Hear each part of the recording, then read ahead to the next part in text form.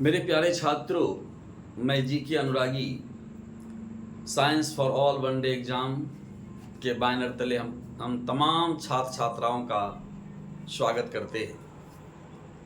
पिछले क्लास में हमने जो है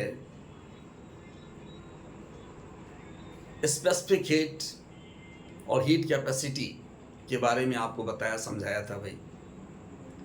आज का हमारा जो टॉपिक है वो है थर्मल एक्सपेंशन, जिसे हिंदी में कहते हैं ऊष्मीय प्रसार। ये ऊष्मीय प्रसार होता क्या है? सबसे पहले इस चैप्टर का जो शीर्षक है ऊष्मीय प्रसार, उसे समझा जाए। तो भाई ऊष्मीय प्रसार बिल्कुल सिंपल सा जय मीनिंग है भाई कि जब हम किसी वस्तु को ऊष्मा देते हैं तो उसमें प्रसार होता है, फैलाव होता है, और इसी को कहा जाता है ऊष्मीय प्रसार। अब मान लो मेरे भाई कि हमने किसी ऑब्जेक्ट को ऊष्मा दिया। मान लो ये मेरा लोहे का रॉड है, इस रॉड को हमने क्या क्या ऊष्मा दिया। अगर हम इस रॉड को ऊष्मा देंगे तो इसके लंबाई में, इसके क्षेत्रफल में और इसके आयतन में, तीनों चीज़ में क्या होगा? एक्सपेंशन होगा। और ये एक्सपेंशन सिर्फ सॉलिड में ही नहीं होता बल्कि लिक्विड और गैस में भी इस प्रकार का एक्सपेंशन होता है भाई। जब हम सॉलिड को, लिक्विड को, गैस को, किसी भी माध्यम को अगर हम ऊष्मा देते हैं तो उसमें क्या होता है? प्रसार होता है, फैलाव होता है। और इसी को अगर मान लो कि लंबाई में अगर फैलाव होता है तो उसे हम लोग कहते हैं लीनियर एक्सपेंशन। अगर क्रॉस एरिया यानी क्षेत्रफल में अगर प्रसार होगा उसे बोलेंगे सुपरफिशियल एक्सपेंशन। और यदि इसका वॉल्यूम इंक्रीज करेगा उसे हम लोग बोलेंगे वॉल्यूमेट्रिक एक्सपेंशन। तो ये तो सॉलिड के प्रसार की बात हुई भाई। पहले हम लोग सॉलिड के प्रसार के बारे में देख लेंगे, उसके बाद हम लोग लिक्विड और गैस के बारे में भी चर्चा करेंगे। तो मैंने आपसे क्या कहा? हमने आपसे कहा कि यदि किसी वस्तु को ऊष्मा दी जाती है, देखिए मैंने क्या लिखा है, जब किसी वस्तु को ऊष्मा दी जाती है तो उसके लंबाई, क्षेत्रफल तथा आयतन में प्रसार होता है, जिसे क्रमशः रैखिक प्रसार, क्षेत्रीय प्रसार तथा आयतन प्रसार कहा जाता है। When we provide heat energy to an object, its length, area and volume are increases. It is called respectively linear, superficial and volumetric expansion. ये बात मैंने आपको बताया भाई। अब इसी पर बेस्ड पहले कुछ बात समझ में लेनी चाहिए। जैसे मान लो मेरे भाई कि ये कोई लोहे का सीट है, ये लोहे का सीट है, हमने क्या क्या इसमें हीट दिया। जैसे हम इसको हीट देते हैं तो मैंने क्या कहा भाई, इसके लंबाई में, क्षेत्रफल में और इसके आयतन में क्या होगा? इंक्रीजमेंट होगा। इसका लंबाई क्षेत्रफल और आयतन इसका क्या होगा? ये इंक्रीज कर जाएगा। ये बात तो आपने देख लिया। इसी पर बेस्ड अगर हम आपसे क्वेश्चन पूछें कि मान लो भाई एक लोहे का एक चदरा है और इस लोहे के चदरे के बीच में हम एक होल कर देते हैं और हम इस लोहे के चदरे को गर्म करते हैं, तो बताइए इस होल का रेडियस बढ़ेगा, घटेगा या अपरिवर्तित रहेगा? क्या जवाब देंगे आप भाई? जरा आपका जवाब भी हमें चाहिए कमेंट में। तो ध्यान देना भाई, हमने अभी क्या बताया कि जब हम हीट देते हैं तो क्या होगा? इसका लंबाई, क्षेत्रफल, आयतन बढ़ेगा। इसका मतलब होगा कि इसको हम लोग जैसे अगर हम इसको देखना चाहें इसको हम जूम कर देते हैं, बढ़ा देते हैं इसके आकार को। जब ये बढ़ाएंगे ये भी क्या होगा? हमारा इंक्रीज करेगा और रेडियस हमारा क्या होगा? बढ़ जाएगा। ये हमारा आंसर होगा। अब आप सोचिए, अगर ये सवाल आपको दिया जाए कि मान लो कि ये लोहे का कोई सीट है और इस लोहे के सीट में हमने दो छेद कर दिया है और अब हम इसको गर्म करते हैं, तो बताइए इस दोनों छेद के बीच का डिस्टेंस घटेगा, बढ़ेगा या अपरिवर्तित रहेगा? इसका भी जवाब हम आपसे चाहेंगे मेरे भाई। सेकेंड नंबर जो मेरा एक केस है, फर्स्ट नंबर केस का तो हमने जवाब आपको बताया कि इसका रेडियस क्या होगा? इंक्रीज करेगा। दूसरे नंबर में जवाब हम आपसे चाहते हैं कि क्या इसके बीच का डिस्टेंस घटेगा या बढ़ेगा जब हम इसको इसका हम टेम्परेचर दे करके इसका आयतन बढ़ाएंगे। तो कुछ भाई ये कहते हैं भाई कि घटेगा, कुछ कह रहे हैं बढ़ेगा, लेकिन ध्यान देना मेरे भाई कि जब भी इस तरह का सवाल आपसे पूछा जाए तो आप सबसे पहले क्या करो, इसको जूम करके देखो, क्योंकि हीट जब करोगे तो जूमिंग होगा।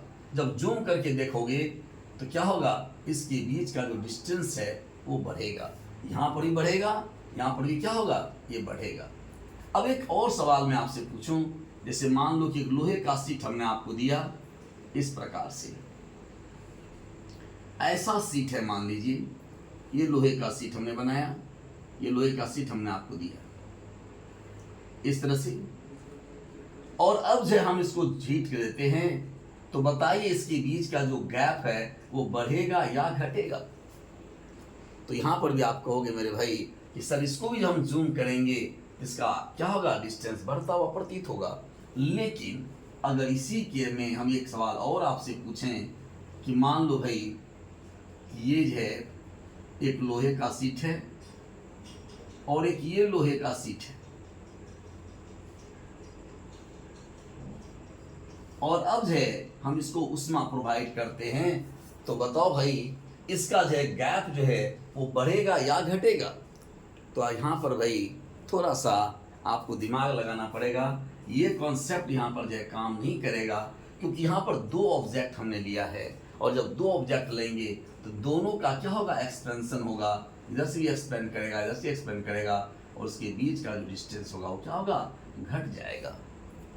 तो सिंपल कॉन्सेप्ट हमें ये समझना है मेरे भाई कि जब किसी वस्तु को हम उष्मा प्रोवाइड करते हैं, क्योंकि सॉलिड के एक्सपेंशन की बात हम अभी कर रहे हैं, अभी हम लिक्विड और गैस की बात नहीं कर रहे हैं, इसके बाद हम लिक्विड और गैस के एक्सपेंशन की बात करेंगे।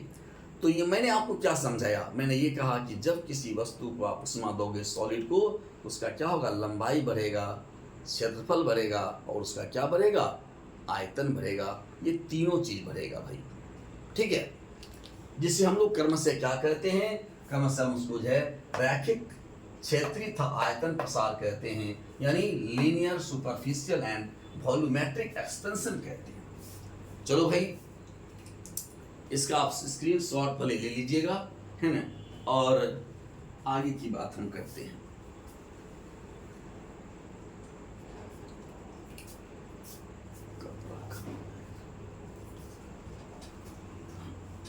देखो भाई ये चीज तो हमने आपको बता दिया, इसको हम मिटाते हैं। अब हम यहां पर आपको बताना ये चाहेंगे कि मान लो भाई कि कोई एक रॉड हमने लिया, एक रोड हमने लिया, छड़ हमने लिया भाई, एक लोहे का मान ली रॉड लिया, ये रॉड हमने लिया, मान लो इसकी लंबाई क्या है, इसकी लंबाई L है, और ये लंबाई जो है हमारा इनिशियल लेंथ है, मतलब प्रारंभिक लंबाई हमारा जो क्या है, L है। अब हमने, और इसका टेम्परेचर मान लो कि प्रारंभिक जो टेम्परेचर है इसका T1 है, ये हो गया हमारा इनिशियल टेम्परेचर, हमारा क्या है, ये हमारा T1 है। अब हमने क्या किया, इसको हीट दिया T2, ये हमारा क्या हुआ, फाइनल टेम्परेचर हो गया, ये हमारा फाइनल टेम्परेचर है, हमने इसको दिया। जैसे हमने इसको हीट दिया, इसकी लंबाई में परिवर्तन हो गया, लंबाई इसका जो पहले L था, अब इसकी लंबाई क्या हो गई, L डैश हो गई।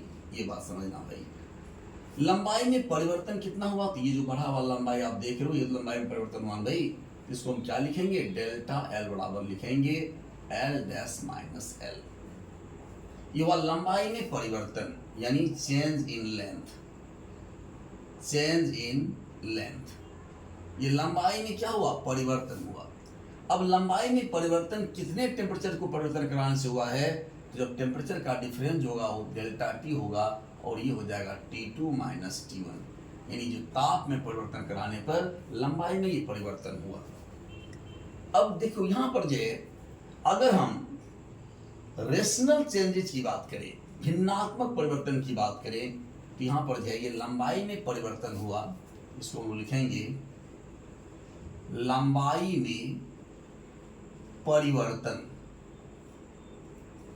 अगर आपसे कहा जाए कि लंबाई में भिन्नात्मक परिवर्तन क्या होगा भाई, लंबाई में भिन्नात्मक परिवर्तन। लंबाई में भिन्नात्मक परिवर्तन का मतलब होता है लंबाई में परिवर्तन बटे मूल लंबाई। इसको कहते हैं लंबाई में भिन्नात्मक परिवर्तन, यानी रेशनल चेंजेस इन लेंथ। यहाँ पर क्या होगा भाई, डेल्टा एल लंबाई में परिवर्तन हुआ था और ये मूल लंबाई क्या हुआ, इसका एल हुआ। तो डेल्टा टी ताप में परिवर्तन कराने पर लंबाई में जो परिवर्तन होता है वो भिन्नात्मक परिवर्तन जो होता है वो होगा डेल्टा एल बटे एल। अब सोचो मेरे भाई, अगर लंबाई में टेम्परेचर में परिवर्तन आपने डेल्टा टी किया तो लंबाई में जो भिन्नात्मक परिवर्तन हो रहा है वो हो गया डेल्टा एल बटे एल। अगर हम लंबाई में इकाई परिवर्तन करा दें, ताप में इकाई परिवर्तन करा दें तो कितना परिवर्तन हो जाएगा, डेल्टा एल बटे एल इंटू डेल्टा टी। और ये जो हुआ इसी को कहा जाता है अल्फा। और अल्फा किसे कहते हैं भाई, अल्फा कहा जाता है रैखिक प्रसार गुणांक। अब जो है ये बात आप समझ गए होइएगा। यहाँ पर चाहिए हमें क्या लिखा है, इकाई ताप में परिवर्तन कराने पर, इकाई ताप परिवर्तन कराया मैंने, लंबाई, क्षेत्रफल एवं आयतन में होने वाला भिन्नात्मक परिवर्तन, क्या कौन सा परिवर्तन, रेशनल चेंज, भिन्नात्मक परिवर्तन क्रमशः रैखिक प्रसार गुणांक, क्षेत्रीय प्रसार गुणांक तथा आयतन प्रसार गुणांक कहा जाता है। अभी हमने यहाँ पर जो है रैखिक प्रसार गुणांक के बारे में आपको बताया, डेल्टा एल बटे एल इंटू डेल्टा टी। ये तो हो गया जब हमने लंबाई को ध्यान में रखा तब हुआ मेरे भाई। अगर हम लंबाई को ध्यान में ना रख करके अगर हम क्षेत्रफल को ध्यान में रखेंगे तो यहाँ पर लिखेंगे डेल्टा ए बटे ए इंटू डेल्टा टी, क्योंकि यहाँ पर स्पष्ट हो जाएगा कि क्षेत्रफल में जो भिन्नात्मक परिवर्तन होता है, जो रेशनल चेंज होता है इकाई ताप परिवर्तन कराने पर, वो कहलाएगा हमारा क्षेत्रीय प्रसार गुणांक। और अगर हम आयतन का टर्म अगर लें तो आयतन में क्या होगा, डेल्टा भी बटे भी इंटू डेल्टा टी, इसे हम लोग कहेंगे आयतन प्रसार गुणांक। इस प्रकार से अगर हम तीनों का फॉर्मूला अगर हम लिखना चाहें तो क्या हो गया मेरे भाई, इसको हम मिटाते हैं, समझिएगा। इकाई ताप में परिवर्तन कराने पर, है ना,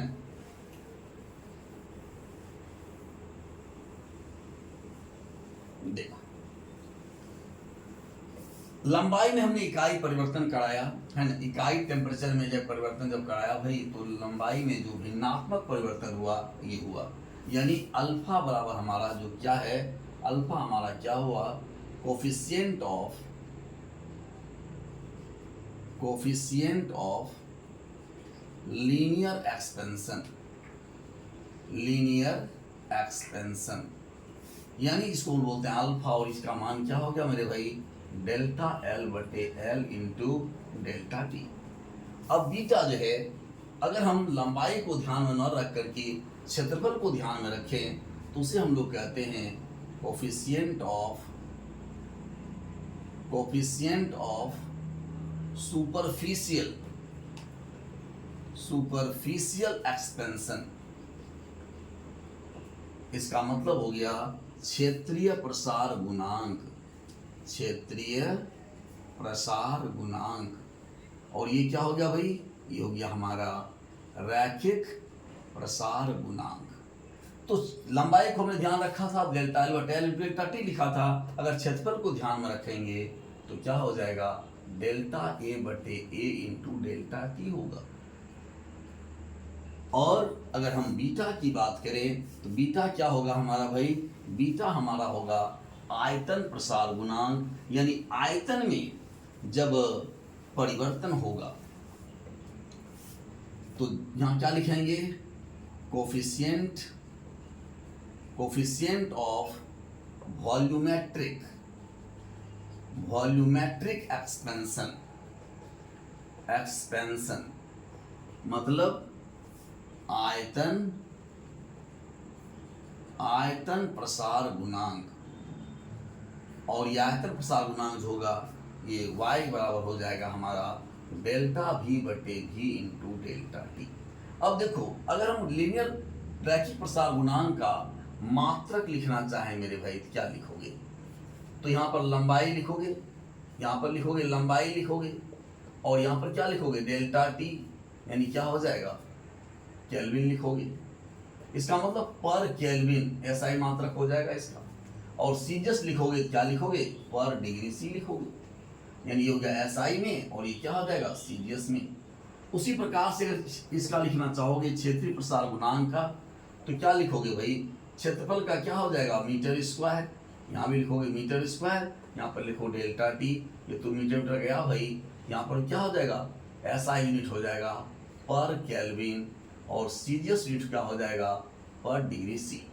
उसी प्रकार से अगर आयतन का लिखना पड़ेगा भाई, आयतन प्रसार गुणांक का लिखोगे तो क्या लिखोगे, यहाँ पर जो है मीटर क्यूब करोगे, यहाँ भी मीटर क्यूब करोगे, और यहाँ पर क्या करोगे केल्विन करोगे, तो ये भी यहाँ पर कटेगा पर केल्विन। या इसी को जो है इस एसआई में लिखोगे पर केल्विन लिखोगे, और सीजियस में लिखोगे तो पर डिग्री सी लिखोगे।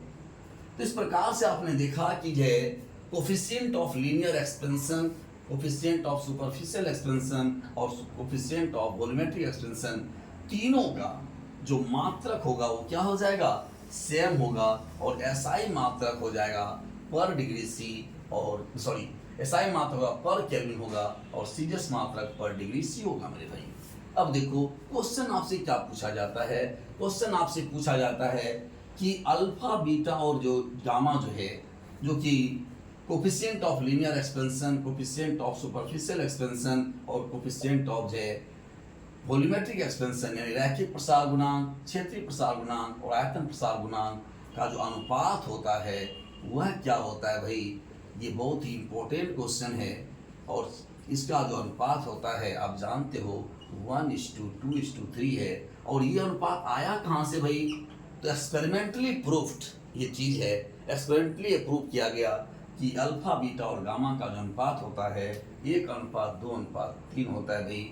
अब देखो कभी कभी क्या होता है आपसे सवाल पूछेगा, अल्फा दे देगा आपको, जैसे मान लो मैंने अल्फा आपको दे दिया 1.6 × 10⁻⁹ इतना जो है पर डिग्री सी दे दिया। अब आपसे कह रहा है कि बताओ बीटा का मान क्या होगा और गामा का मान क्या होगा भाई।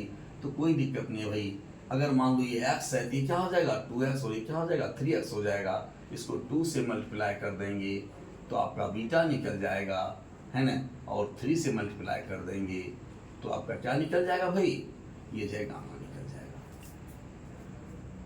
आपको समझ में आया होगा मेरे भाई, विश्वास है कि आपको ये लीनियर जो है coefficient of linear expansion, coefficient of superficial expansion और कोफिशिएंट ऑफ वॉल्यूमेट्रिक एक्सपेंशन आपको समझ में आया होगा। और ये था हमारा ठोस का प्रसार, हमने आपको बताया। नेक्स्ट वीडियो में हम आपको द्रव और गैस के प्रसार के बारे में बताएंगे। थैंक यू मेरे भाई, धन्यवाद, है ना। विश्वास है कि हमारा प्रयास आपको जो है लाभ दे रहा होगा भाई। Thank you.